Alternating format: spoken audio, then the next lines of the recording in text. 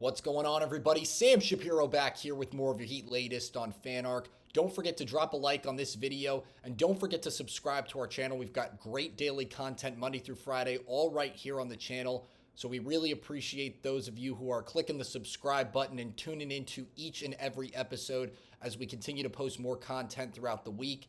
And in tonight's matchup, Miami's facing off against the Charlotte Hornets. Both teams 2-1 going into this one. Miami winning 7 out of their last 8 innings against the Hornets. But this is going to be a very exciting matchup. Two teams both in top 5 in points per game just to start out the first couple of games this season. And the Charlotte Hornets team has been playing very efficiently, playing some pretty solid team ball. They lead the league, or at least is ranked in the top 5 in a lot of statistical categories as well, like Miami. They are top 5, like I had mentioned, in points per game and assists per game, and they're number 2 going into Monday night's matchups in three-point percentage at 41.4% from the field. They have the number 1 offensive rating out of any team in the NBA, at least going into Monday night's matchups as well, at 124.5. They're also number 1 in catch and shoot points and number 2 in points from assists per game. So also playing very selfish team ball in comparison to Miami, but Miami also pushing the pace pretty well. As I had mentioned in last episode, still number 1 ranked in the league in pace and number 1 in fast break points, at least going into Monday night's matchups as well. So this is going to be a very exciting, I think, fast-paced, high-scoring game that we're going to see out of both teams tonight. But the key for Miami is going to be containing LaMelo Ball. I mean, it's pretty obvious, especially when you look at the grand scheme of things in terms of Charlotte's roster. But LaMelo Ball is coming off one of the craziest games I've seen him play, at least. Well, I know we're only 3 games into the season, but he had a triple-double against the Wizards on the 26th, 38 points to go along with 13 rebounds and 13 assists. Mind you, in that game, he shot the ball on 13 to 25 shooting in that game, with 5 of those shots being three-pointers. So it's going to be up to Miami to really be able to stop LaMelo Ball, not just offensively, but in terms of also crashing the boards and facilitating the overall game for Charlotte in this one. So I'm excited to see how Miami is going to lock them down, because they had quite the trouble really containing Jalen Brunson. They did a good job, I feel like, keeping Karl Anthony Towns and OG Anunoby pretty quiet in their last game against the Knicks. But it's really going to come down, I think, to how they can limit LaMelo Ball's efficiency, especially on the offensive side of the game. Because if they're not able to do that, I think the Hornets could potentially run away with this one, no pun intended. But we'll just kind of have to wait and see. Miami, in terms of the bragging rights record, still kind of has that, as I'd mentioned, winning 7 out of their last 8 outings against the Hornets. So it's definitely going to be an exciting game to watch. That's tipping off tonight at 7:30. And let's go Heat. But unfortunately in this one, Kasparas Jakučonas is not going to be making his debut tonight. Still dealing with that lingering groin injury. He's been dealing with that now since October 12th. And now kind of looking more than, or exactly 2 weeks from then, I feel like not a lot of reports or recent news as to why this has kind of been continuing to sideline him. No really concrete timetable as to when the young rookie, or arguably the steal of the draft, is going to be making his NBA debut. He's got the opportunity to do that Thursday against the Spurs, and I'm hoping that he can come out and do that, because Miami is kind of at least, I wouldn't say in dire need of their facilitator right now, but I'm excited. I want to see him get out there and play. And he would be a very good backup addition to Davion Mitchell, who's been pretty solid at the point so far in the absence of Tyler Herro in that backcourt, really only having Drew Smith to kind of piggyback off of Davion Mitchell's play, at least at the point guard position. So I kind of want to know what's going on a little bit more with the timeline for Jakučonas and when he's expected to make that NBA debut. That I feel like Miami Heat fans are very impatiently waiting for at this point. So again, no concrete news as to when he will be suiting up, but he will have that opportunity to have the debut against the Spurs, and hopefully the issues kind of with his groin will kind of level themselves out a little bit at this point in time. But unfortunately, it's confirmed he's not going to be playing in tonight's game against Charlotte. And hopefully that won't necessarily make or break things for Miami. Definitely, I don't think it'll be kind of a major disturbance just because we haven't seen this Heat team really play without him yet, and they're still ranked number 1 in the NBA going into this matchup without him at least being a key facilitator for Miami's team. I feel like the roster we've seen, again, has been doing a really good job at pushing the ball, playing well in transition, obviously, like I just mentioned, number 1 in pace, and I believe number 1 in fast break points going into Monday night's matchup, sitting at, I think, about 26 points per game. So, well, like I said, it's definitely going to be a high-scoring, fast-paced game because the Hornets also averaging around 132 points per game going into tonight's matchup. It's definitely going to be a high-scoring game, at least in the 120s, 130s, I think, especially because the one loss the Hornets also suffered was actually an identical score to Miami's loss against the Magic, 125 to 121.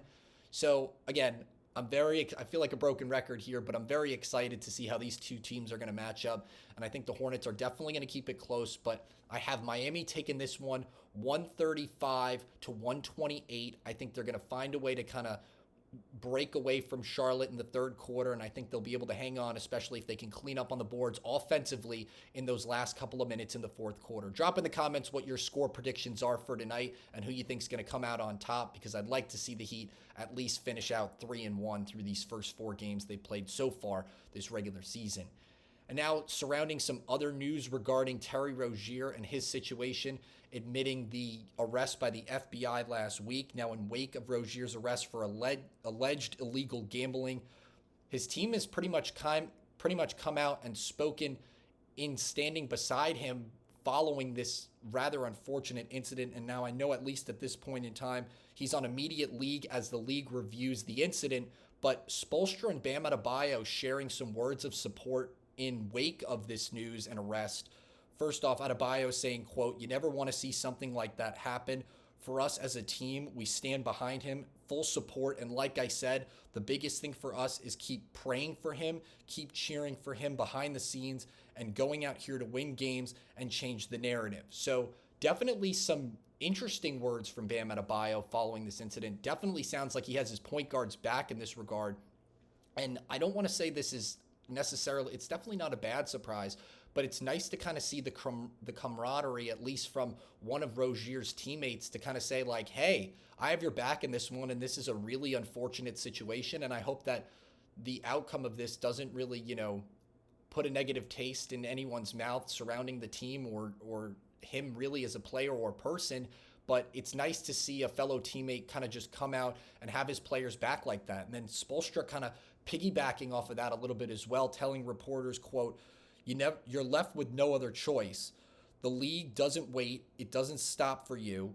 You've been around long enough in this league. You have to learn how to compartmentalize and to focus on the most immediate thing." Now, while he's not directly, at least saying in this quote that he fully stands behind Rozier and supports him as well, but he's kind of just saying at this point as a team, we have to take a positive step forward and kind of, really try to move on, I think, from the incident and try to not focus on the negative taste that it kind of has just left in terms of what it's left in NBA fans' mouth, in the mouth of a lot of NBA fans, because unfortunately Rozier is not the only player involved in some gambling-related scheme that's resulted in a number of arrests. Obviously, we mentioned the Chauncey Billups arrest was a big deal. That also kind of happened same time during the same day as Rozier as well.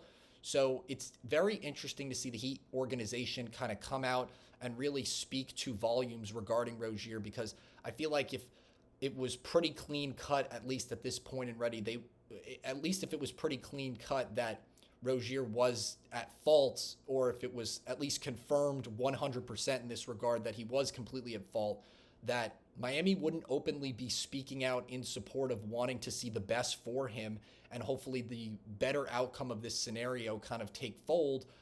I feel like they wouldn't really necessarily want to comment on the issue. So to see Spoelstra kind of talk about wanting to move in a positive direction following this incident, and Adebayo saying that he's got his teammates back in this one, I think, or at least in this incident, I think definitely speaks to, hopefully, I don't want to say that Terry Rozier could potentially come back to the NBA and that it would all work out, but just because of how the grand scope of the incident looks.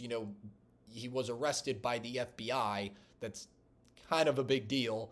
So it's nice to at least see the Heat organization saying, hey, we're going to try to move forward from this organization, from this incident in a positive way, and hopefully just try to at least make this team look good by putting some games in the win column for us going forward. So moving over to some other news regarding at least the Miami Heat organization, the voice of the Miami Heat has basically announced after 35 seasons, he will be retiring. Michael Baiamonte, the booming voice behind the Miami Heat since 1991, announced that he's set to retire after this season, really changing the experience for Heat fans really all over for over 1,500 games. I mean, I remember when I first started watching Miami Heat games, hearing that Miami Heat. I mean, that is one of the most iconic. It's one of the most iconic voices, I feel like, at least in the NBA, and it's definitely for the organization, and he's truly going to be missed when this season is all said and done. So hoping that they put something in the rafters for him, just because of I feel like being the voice of the Miami Heat for over 35 years is quite an incredible feat. And some of my key memories, at least growing up as a Heat fan, Dwayne Wade.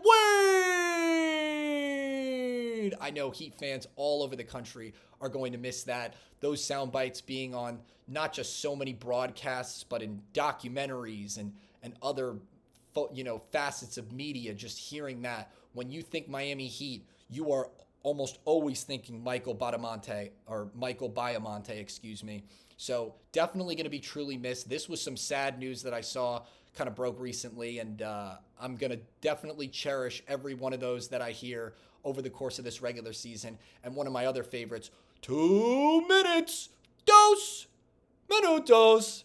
I even remember, playing pickup as a kid, screaming some of those just across the park that I grew up in, learning how to play basketball. And it was voices like that really definitely kind of snowballed into why I am a Miami Heat fan and love bringing you guys content, at least here on the channel, each and every day, Monday through Friday. But definitely going to be a voice in the sport of basketball, and especially for the Miami Heat, that I think thousands and thousands of fans are going to miss and truly cherish forever. Because without Mike, I mean, there's definitely the Miami Heat is not the Miami Heat. But that's going to do it for today's episode of your Heat Latest here on FanArc. Don't forget to drop a like on this video, and of course subscribe to our channel for great daily content, all pertaining to your Miami Heat right here. Get excited. Miami's tipping off, playing against the Charlotte Hornets tonight at 7:30, and we'll have a recap of that game and more coming up in tomorrow's episode. But thanks again so much for joining us. I'm Sam Shapiro. Have a great Tuesday.